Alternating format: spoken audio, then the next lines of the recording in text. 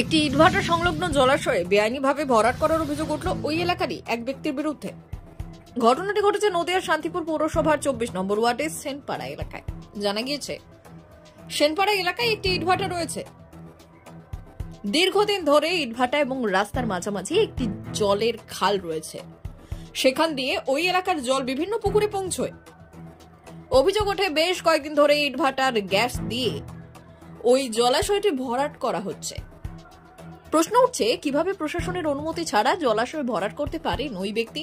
তবে ওই ব্যক্তি বাপ্পা ঘোষ সেই দিন এই সম্বন্ধে কি বললেন শুনুন। এটা জল যাওয়ার জায়গা, যে জায়গাটাকে মাটি ফেলে বুঝিয়ে দেওয়া হচ্ছে, একটা অভিযোগ আসছে। এটা কোনো ব্যক্তিগত জায়গা, এটা কোনো সরকারি সম্পত্তি না, এটা হচ্ছে আমার নিজস্ব জমি।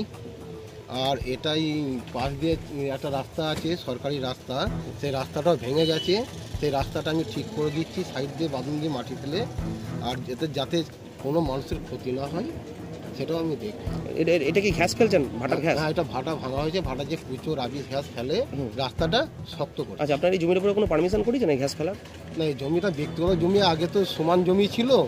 আমি এটা পাট পচানোর জন্য চাষি দেওয়ার অসুবিধা হতো, সে সময় কেটেছিলেন? সেই সময় কেটে এখানে পাট পচানো হতো। এটা কি পারমিশন নিয়ে কেটেছিলেন? তো না, তখন কোনো পারমিশন ছিল না। পারমিশন এই তৃণমূল সরকার আসার পর থেকে পারমিশনটা চালু হয়েছে। আর এখন যেটা করছেন, যেটা বোঝাচ্ছেন, সেটাও কোনো এটা বোঝানো হচ্ছে না, মানে উঁচু করছেন যেটা? এটা রাস্তাটার শক্তপোক্ত করছে।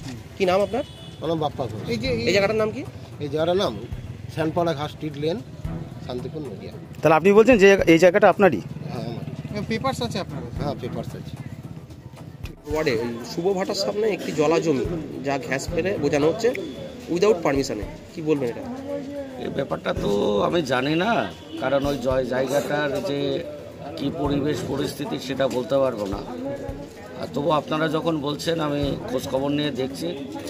সেরকম যদি প্রয়োজন হয় বা সেই পরিবেশ আসে, তাহলে শান্তিপুর পৌরসভার যে চেয়ারম্যান আছে তাকে আমি বলবো যে ব্যাপারটা দেখে আইনগত দিক থেকে যেটা করার সেটা করতে হবে।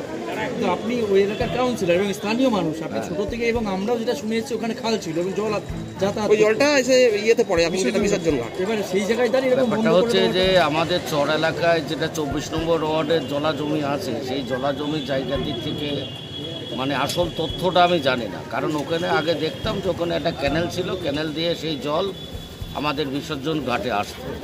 এখন জমির পরিস্থিতি পরিবেশ কি আছে সেটা একমাত্র বিয়ালারও বলতে পারে, কারণ তার পরিবেশ পরিস্থিতি সেটা বিয়ালারও ছাড়া তো বলা সম্ভব নয়। আপনারা যখন বলছেন, আমি চেয়ারম্যানকে দিয়ে শান্তিপুর বিয়ালারও বা প্রশাসনের উচ্চ পর্যায়ে যে কথাবার্তা বলে ব্যাপারটা দেখার একটা প্রচেষ্টা আমি নিই। আপনার নাম? আর আমি কাউন্সিলর 24 নম্বর ওয়ার্ড, বিকাশ চন্দ্র সাহা। জলা জমিকে ঘাস ফেলে উঁচু করা হচ্ছে, আগে পুকুর ছিল, সেটাকে বোঝায়। কি বলবেন? সেটা হচ্ছে আপনাদের কাছ থেকে এখন আমি জানতে পারলাম। আমি আমার পৌরসভার একজনকে দিয়ে বিষয়টা সরজমিনে তদন্ত করে যদি বেআইনি নিশ্চিতভাবে কিছু হয়ে থাকে পৌরসভার যথাযথ ব্যবস্থা গ্রহণ করি। মানে বিষয়টা আমার জানা নেই, আমি এক্ষুনি আপনাদের মারফত এটা জানতে পারবো। যেহেতু বেআইনি কিছু করে থাকে সেটা পৌরসভা সেখানে প্রয়োজনীয় তদন্ত করে প্রয়োজনীয় ব্যবস্থা গ্রহণ। আপনার নাম? সুব্রত ঘোষ, চেয়ারম্যান, শান্তিপুর।